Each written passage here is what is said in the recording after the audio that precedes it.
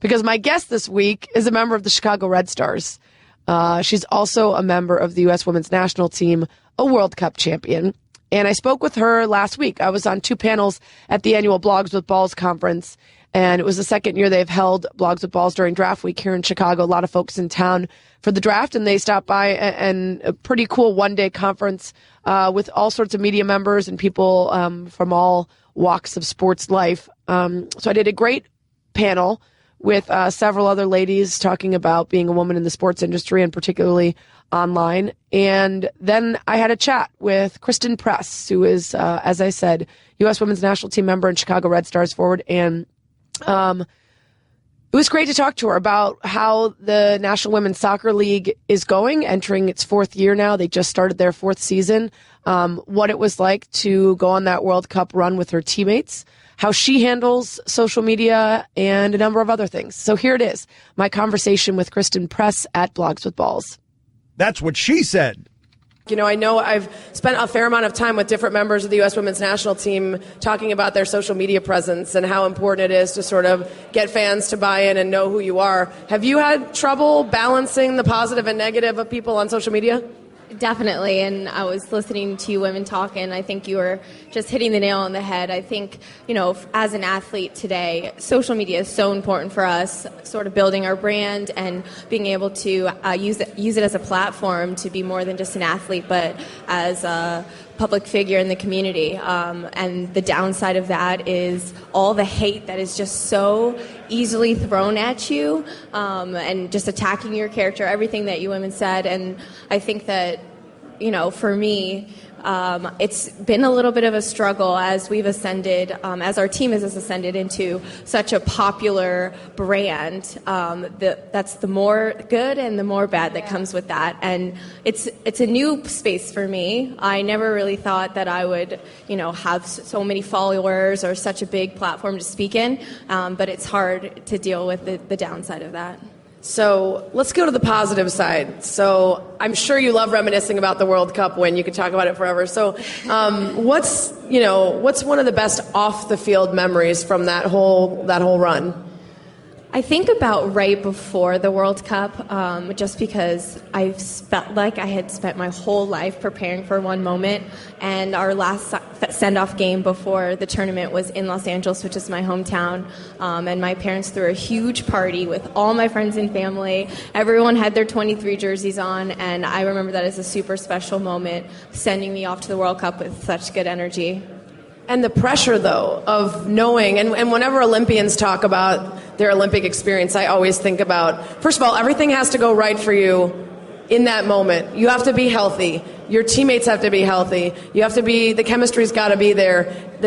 Everything has to be timed just right. You don't get another chance for 4 years. So do you have mind tricks? Do you have, things that you use to get yourself in a mindset where the pressure doesn't become overwhelming, that it instead sort of fuels you to perform well?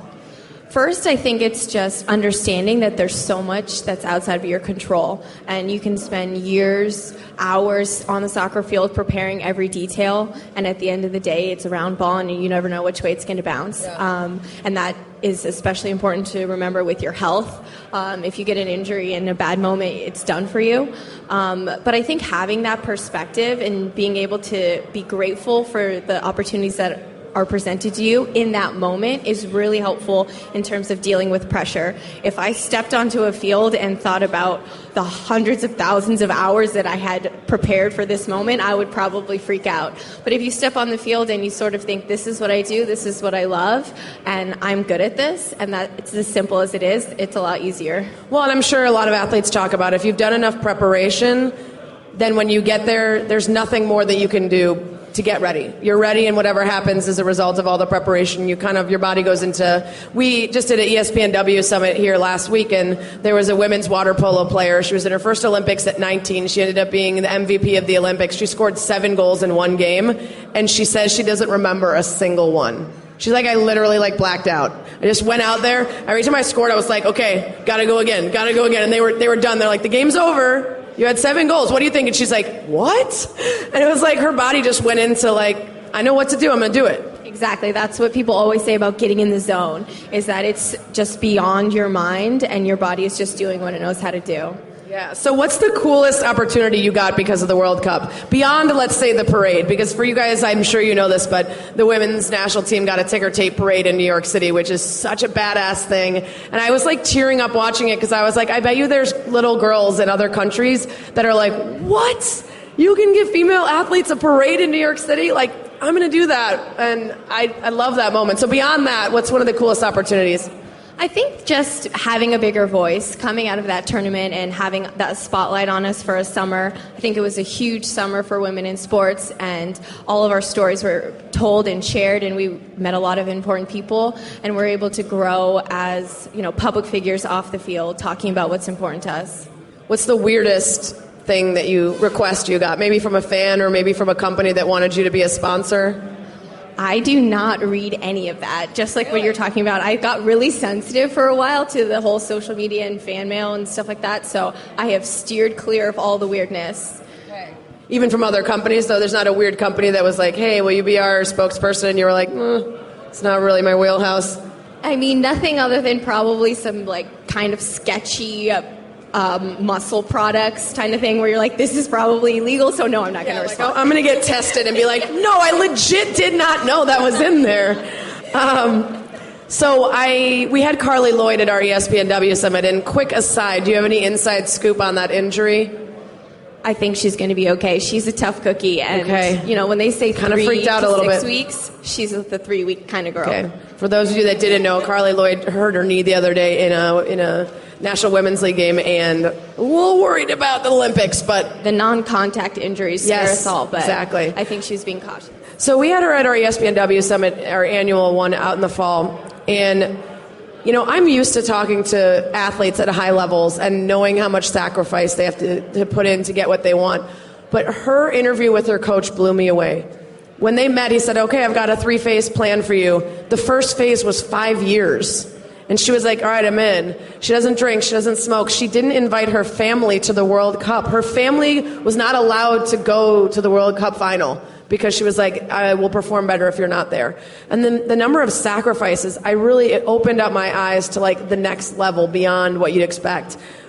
Is your life like that? Are you constantly reminded of the sacrifices that you need in order to be at that level? And are you kind of saying, I'm willing to do that until I'm done, and then I have the rest of my life for the rest of it?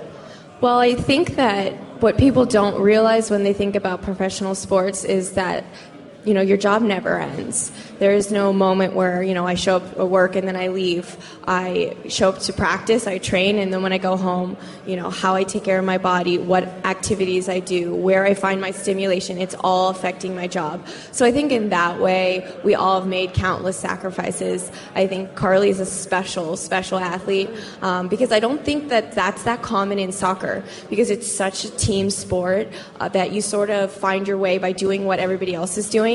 And I've always admired Carli for being brave enough to step outside of that and do what was best to get her at her best level, which in turn goes back to the team. But I think she's special in that way, and I think that I personally find some strength in knowing that I can do what I need to do in order to prepare and sacrifice to be my best self.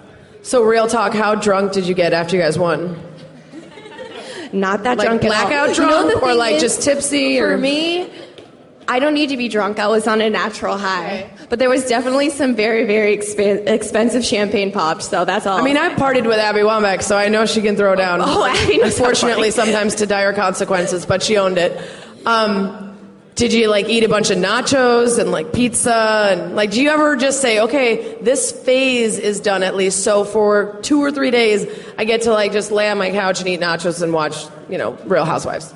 I am not much of a couch potato. I think that right when we won, we definitely had our fun. We were flying around the country, greeting fans, and it was just such a high, and we just powered right through it. We were in our NWSL clubs 6 days after we won the final. So there was no couch potato, there was no nachos, it was just kind of a whirlwind. It was really fun. There was definitely parties and celebrations and high heels, but it was short-lived, and the turnaround to the Olympics is really quick. So I like to think that after the Olympics, after this season, there will be a larger stretch of time where we can just let loose. How does it affect your love life and your family life? Is that, again, something that you have to say, this is my focus for now, and I sacrifice not getting to, go on Tinder and hook it up? Definitely. You'd be a hit on Tinder, girl. Oh, thank you. Put one of those World Cup final shots of you with the trophy. Yikes. But we all talk about it on the team, how this lifestyle that we have, traveling so much, never being in the same space, makes our dating life and our personal life so bizarre. If I were to go out on a date and meet someone, hit it off, I'd be like, okay, see you in 6 months when I'm back, because I'm traveling. Are you willing to wait? Yeah, exactly. You want to text me every day for the next 6 months? So it makes it really hard, but I think that the reward that we get is worth the wait. And, if it's not, then those are the people who are not here anymore. So how hard is it to go from something like the World Cup, where there are thousands of fans, tons of media coverage, the level is here, to NWSL, which is so new? And, a lot of people, I think, when they look at women's leagues, the expectation is for them to be at the level of men's sports immediately, when most of the major men's sports that make a lot of money have been around for a very, very long time. The MLS, the men's version, was hemorrhaging money for quite some time before they found their footing. So it's very new. And obviously your fans, there's not going to be as many people. Can you get up the same way for the games despite that? It's really tough. I think that the toughest part for us transitioning back and forth is the resources that aren't available to us. We're used to having a certain level of professionalism that we rely on to maintain our quality. And we come into these teams, and each team is very different. The top of the NWSL is incredibly professional. They're getting 20,000 people at the games. My team is on the low end of that. We probably had 2,000 people at our game. We don't have, great training facilities, athletic trainers, medical resources, things like that. So it makes it really tough. But on the other side of it, we know what we're fighting for. We know that if we keep our quality up and, we keep attracting fans and we're growing in the right direction, it's sort of a grind, but you see kind of the goal up there. Yeah, so Billie Jean King said at one of our summits, I keep referring back to those, but lots of good stuff comes out of those. She said it's the daily drip. It's not going to be fixed overnight. It's that daily little chipping away. So when you look at something like the NWSL, which is an iteration of something that has existed and failed before, what causes you to believe that now is the time and this is the version of a pro women's soccer league that is going to succeed and keep going? There's a lot of small signals that we are getting as athletes to be hopeful. I think being a part of the first league that folded, I saw firsthand some of the blatant errors that were made in terms of spending money that just made no sense, like private planes going to games and those luxuries that we definitely don't have in the NWSL. From a personal standpoint, when I came back from Europe into this league, I transitioned and sort of felt like, wow, this league has nothing compared to even my very humble European team that just had consistency and stability in a fan base. But what I like about this is that every year I come back to Chicago Red Stars and it's a little better. We transitioned from a college football stadium out in Benedictine to Toyota Park this year. Now we're on a grass surface. The staff's getting better, the front office is getting better, and you see those small adjustments and you see the commitment to making the lifestyle of the players better every year, and that makes you hopeful. I think that financially they're on a better plan. The media coverage is slowly growing, and just being in a World Cup and Olympic back-to-back years, hopefully that helps transition and influences the league as well. You mentioned getting to play on grass. That was one of the biggest issues heading into the World Cup. Now there's several members of the U.S. women's national team that are suing U.S. soccer for equal pay. I feel like your success as a team and your massive brand has made you sort of the torchbearers for women's sports in general in a lot of ways. And there's a lot of pressure that comes with that, not just to perform well, but also for you personally. And I find so many of the women athletes that I talk to are incredibly smart and well-spoken and knowledgeable about their leagues and their fan bases and their financials because they have they represent the sport in such a bigger way than some of the men do for some of those leagues. Do you ever find that you wish you could be a little bit less of a role model and just break loose a little more, speak your mind, get to be edgy or tell, because I feel like a lot of times I have to pull women athletes to get out of that perfect spokesperson because they know how important it is for them to, NBA players can like be awful people, and people are like, he's cool because of that. And female athletes, it's like I represent a whole league practically, and if I do something wrong, that's it. I don't get another chance. There's definitely a responsibility, and I think our team shows that really well. Everyone is educated on our cause and our movements and where we are financially. I think part of that is because we don't have someone that handles the money for us. We sit together as a team in a room and talk about how much we're paid, how much the men are paid, what we're worth. We are, writing contracts ourselves. And I think that, that's really hard. I didn't think when I signed up to be a professional athlete I would be writing contracts. But then it educates me, it allows me to speak about it, and I feel really grounded in knowing the value in that. I think that, it would be nice to just drop it all and just be a pro athlete and just be totally focused on what I do. But as a national team, I think we're pretty extraordinary at compartmentalizing the different aspects of our job. And yeah, man, a lot of people would have no idea that you guys are tasked with winning a World Cup and also discussing and knowing your financials. All the time. All the time. That's crazy. So you lived in Sweden for a little bit when the first iteration of the Pro League went down. What did you take back from there? Like, what were the biggest things that your time spent there came back with you and have influenced you here? I would say that the Swedish culture is just so vastly different from the American culture, especially if you think about the sports world. I grew up in a very typical American sports household where my parents were telling me I couldn't go hang out with my friends and I need to go practice, that I had a talent and I had to cultivate it, and you kind of bared the pressure and the weight of that throughout my whole youth career. And it drove me to a place where it was really hard for me to enjoy soccer. And when I went to Sweden, I was surrounded by women and male athletes that were playing soccer because they loved it, and it was that simple. And in Sweden, I think, on and off the field, people believe that your happiness is the motivation to make you great. And so there's a more of an emphasis in the culture to just enjoy yourself, and they think that it'll take you further. Where here in the United States, I think the emphasis is the success, and to drive yourself and to push yourself out of your comfort zone. And that was just such a good reminder in me in the moment that I was in. I had never played for the national team. I was always passed over for youth teams. And so I kind of felt like when the league folded, I was a failure. I had failed my dream to play for the national team. I was turning 23, and I was going to go with no caps to Sweden, where no one was ever going to see me play.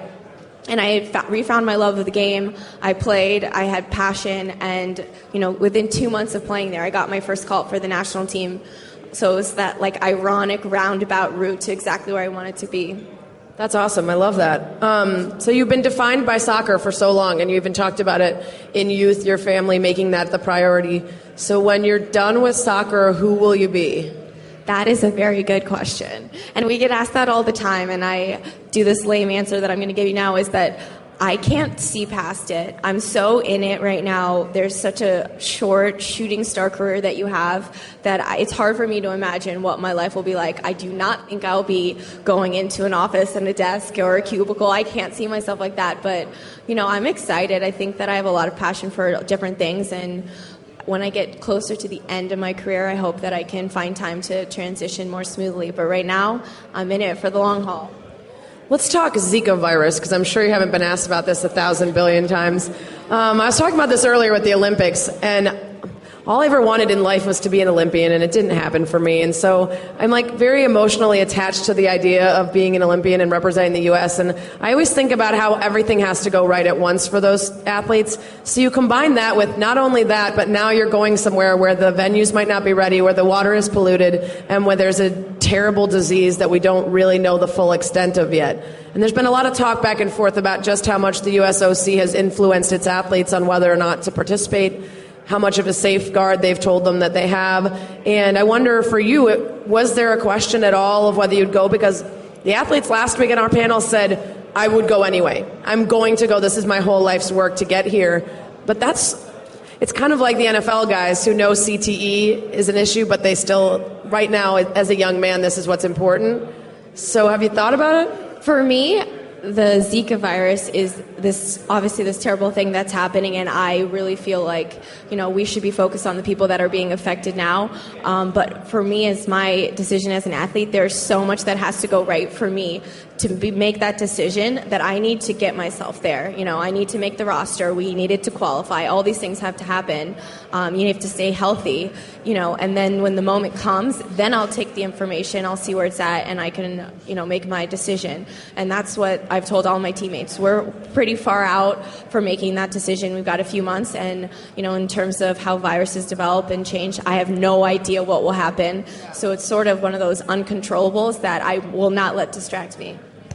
It's a good attitude for now, but I hope that you look into it. I mean, I would never discourage you, but it's interesting. Some of the athletes have said, I'm not going to really look into it. The USOC told me it's fine, and I trust them because they have my best interest in mind. And I'm like, the Olympic Committee is only like the most corrupt thing in the entire universe, even more so than FIFA, which is really saying something. I know you know. So what do you do to blow off steam and have fun? I love the outdoors, so I hike. I have 2 puppies in California that I use as my hiking buddies. I meditate and I do yoga. I'm into the whole, you know, spirituality, grounded, wholeness stuff. I didn't expect a kind of Spanish Inquisition. Nobody expects the Spanish Inquisition. So on my podcast at ESPNW, I have something called the Spanish Inquisition. Nobody ever expects the Spanish Inquisition, so you don't know this is coming. And it's the same 6 questions that I ask everybody. That's a Monty Python reference for all the people in here that are not old enough to know it, or cool enough, I guess, because Monty Python's the best. So it's the same 6 questions that I ask everybody, so I'm going to make you do it too. What is the natural talent you wish you were gifted with? Singing voice. Everyone says that. That's because it would be awesome. It would be awesome. I just want to walk up to a stage where a band's playing and be like, let me help you with this. Just like Whitney Houston it. When and where was your first kiss? Valentine's Day, I was 14 years old, and I was in a jacuzzi. You were where? In a jacuzzi. Oh, all right. Bachelor style. I like it. Do you want to give a shout out to that young person? No, I do not. Okay. What is your desert island album? And you can only have one. Tracy Chapman. Fast Car. I can listen to that forever without getting sick of it. Good album. That was my jam back in the day. Yeah, it's a good one. She said Lemonade. Prisoner of the Moment. Great album, I'm sure. But if you could switch lives with someone for one day, who would it be? Living person right now, has to be real. Could be anyone ever. Maybe Batman. Batman? Fight crime for a day. Okay, I like it. Which one? Michael Keaton? Val Kilmer? I have no idea what you're talking about. All the people that have ever existed in the world, you choose someone and you don't know the people that have portrayed him in movies. I think back to comic books, you know. Okay, comic book version. All right, I didn't say it had to be someone with a corporeal being, so you are a comic. I don't want to be an actor. Yeah, okay. What's the thing about yourself you'd most like to improve? I have small spouts of like rage when I'm playing soccer. Okay. And it's like a lifelong journey to get rid of it, and they're getting smaller and smaller, but I'm still, you know, that would be nice to play an entire game of soccer without being very, very angry. Like that one college player who just was like yanking girls' hair out of their heads. Remember that? That clip went like crazy viral. But that, or that goalie. That. Did you see the goalie recently? Like, I could maybe do that. Did you see that clip of the goalie recently that went after the player instead of the ball and just leveled her? Yeah. I feel you too. I had some serious rage. When I played field hockey, I would get mad and slap my leg when I was mad at myself and leave handprints up and down my leg that people could see. I'm working on it. Not in a jacuzzi. I didn't get much action when I was 14. I was this tall already. The final question of the Spanish Inquisition. How would you like to die? Real upbeat. Peacefully. I would like to die being able to accept that my life is over. That's the only thing I ask. It's not a bad request. So very cool having that conversation with Christen Press. Thanks to her, and also thanks to the guys at Blogs with Balls for recording it and letting me use it here on the podcast so I could share it with you guys. That's what she said.